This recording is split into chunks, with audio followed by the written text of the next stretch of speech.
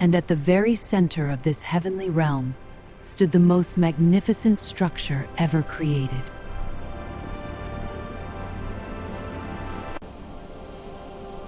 This was the home of gods, and within it lived a princess.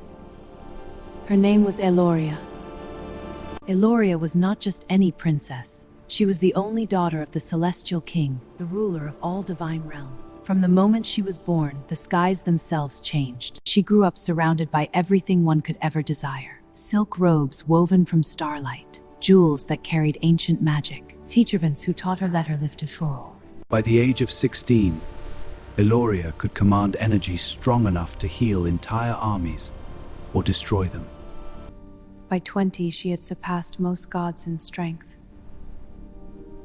She never once felt powerful. Because power was never what she wanted. Every morning, Eloria would wake before sunrise, but because it was the only time the palace felt quiet, she would wards kolma soft her. No servants, just her, and silent. From her balcony, she would watch the world below, the mortal world, small, distant. She'd see tiny lights flickering in villages, people waking up, starting their day, living simple lives. And every time she looked down, the same thought would cross her mind. Are they happier than me? It was a dangerous thought, one she never spoke out loud. Because in Celestia, it was something she was expected to already have. Inside the palace, everything was perfect, too perfect. Every smile she received felt practiced. Even laughter sounded controlled. Your Highness. My prince. The future of Celestia. No one ever said her name. Not like it meant something. Not like she was human. Her father, the king, loved her, in his own way. But his love came with weight, with expectations, with responsibility. You cannot afford weakness. You are not like others, Eloria. You carry the future of this realm. You cannot afford weakness. Weakness. That word stayed with her. Defined her. Because what they called weakness was the only thing that made her feel real. One evening, during a grand royal gathering, the palace was filled with music, light, and laughter. Eloria stood at the center of it all. Wearing a gown at the center of it all. But inside, she felt nothing. Your beauty is unmatched, my lady. Your strength inspires us all. Our alliance will bring great power and prosperous marriages. Not one of them saw her. Until, for a brief moment, she noticed something. At the Thurp of Lo-Rang-Tumbal, they were different. They spoke freely. They laughed loudly. They leaned on each other like brothers. There was no fear in their voices, and for a second, Eloria couldn't look away. One of them was injured. She could see it clearly. A deep cut across his arm, poorly healed. He laughed it off as if it meant nothing. Something in her chest tightened. Without thinking, she took a step forward. Then another, leaving behind the circle of nobles. But before she could reach them, a voice stopped her. Her father. His tone wasn't loud. It didn't need to hit that. And your moment was gone. She turned back. Walked slowly to where she was supposed to stand. Where she was supposed to stand. Not even once. That night, after the celebration ended, Eloria sat alone in her room. The silence felt heavier than usual. The walls felt closer. She looked at her reflection. And she whispered softly, "Why wasn't it like I'm the only one not living?" Because for the first time in her life, and somewhere deep inside her heart, a quiet wish was born. A wish to see to Amon forever. The night after the royal gathering, Celestia Palace was quieter than usual. Too quiet. The music had stopped. The laughs stood still, like they were holding their breath. Princess Eloria couldn't sleep. Everything was perfect. Everything was calm. Everything was empty. She turned to her side, closed her eyes, tried to rest, but the same thoughts kept returning. That weight in her chest that refused to leave. So she stood up, barefoot, silent, just like every morning before sunrise, except this time, it was night. She walked slowly across the cold marble floor, her silver hair falling loosely behind her. No groves followed. No one stopped her.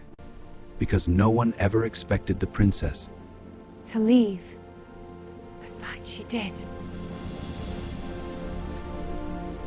She stepped out of her chamber, through the long golden corridors, past sleeping guards who bowed without question. She didn't look at them, didn't speak, didn't slow down. The palace doors opened without a sound, and as she stepped outside, the world changed. The air was softer, alive. Uma Vale stretched endlessly before her, a hidden garden tucked within the heart of the divine realm. But this was no ordinary garden. A magical world. The flowers glowed like stars fallen to the ground. Thavlus pulsed gently from every petal, as if the night sky itself had been woven into them. Floating orbs drifted slowly through the air, casting a warm glow that danced across the paths. And the wind? It whispered. Eloria stepped forward, and for the first time that day, slow, deep, she walked along the stone path, her bare feet brushing against glowing petals that fingers traced the leaves of past steps. Her shoulders slowly relaxed. Here, she was not a princess, she was just Eloria. She moved deeper into the garden, following no path, no plan, just instinct, just feeling. Until suddenly she stopped. Something was wrong. The air shifted. The soft whispers of the garden went silent. The glowing lights flickered. And then she felt it. Pain. Not her own, but close. Very close. Her eyes scanned the shadows.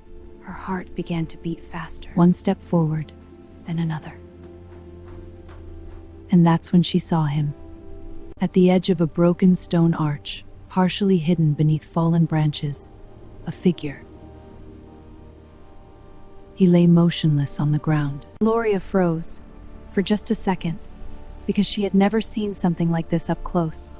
Not in stories, not in training, not in controlled battles. She ran. She dropped to her knees beside him, her hands trembling as she gently turned him over. His face was pale, his breathing shallow, barely there. Hey, can you hear me? My chest tightens. I have power, more than enough. But this feels different. This wasn't duty. This wasn't training. This mattered. She placed her hands over his chest, closed her eyes, and focused. A soft golden light began to glow from her palms. Warm, gentle, alive. Eloria's power began to intensify. The light around her grew brighter. Her breath became uneven. Came with a cost. All she knew was that she couldn't lose him. Even though she didn't know his name. Even though she had never seen him before. But he was still unconscious, still weak, fragile. He needed more food. Eloria looked around quickly, thinking, planning. I'll be back, she said quietly, even though he couldn't hear her. She gently adjusted his position, making sure he was comfortable, safe, protected. Her fingers brushed lightly against his face for just a second. Then she stood, and without another word, she turned and ran back toward the palace, silent once more. And behind her, the small god lay there, alive, breathing, saved, but alone. And in just a few moments, because when he opened his eyes, the first person he would see would not be her, and that would be the beginning of her heartbreak. Her breath was uneven. Her heart raced not from fear, but from something she didn't fully understand. For the first time in her life, she felt urgency.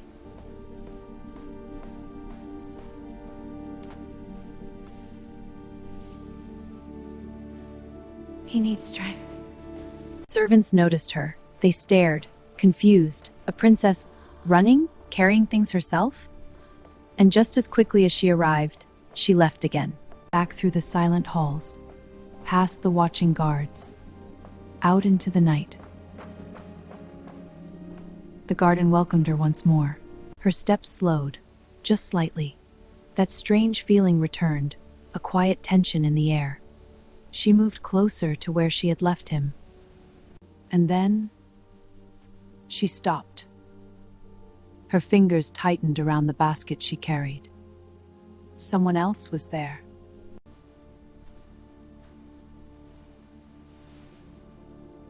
It were palace maid.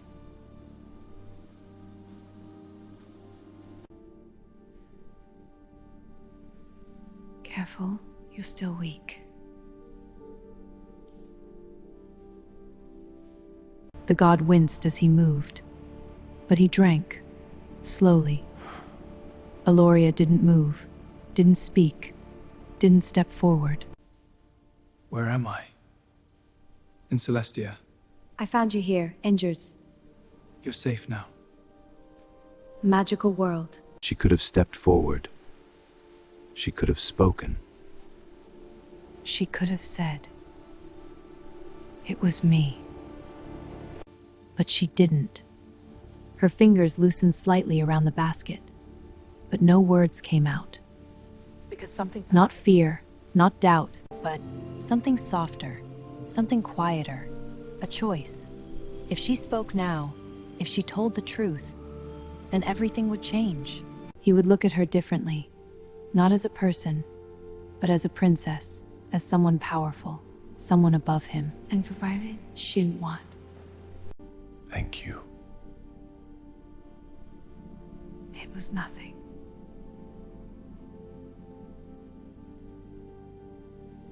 Eloria's chest tightened, not because she was angry, not because she felt betrayed, because she felt something before, a quiet ache, the kind that doesn't shout, doesn't break, but stays. She looked at him, really looked at him. His face, his expression, the way he tried to sit up even in pain, the way he trusted so easily. She smiled, a soft, almost invisible smile, because he was alive. And that was enough for her. She slowly stepped back, careful not to make a sound, careful not to be seen. The basket in her hands, still full, she turned and began to walk away. Each step felt heavier than the last. The maid continued to speak, convincing. And the god listened. Because he believed her. Because why wouldn't he? The one who saved him. Or at least, that looked back. Alone. That night, something inside her changed. Not loudly, not suddenly. A feeling took root in her heart.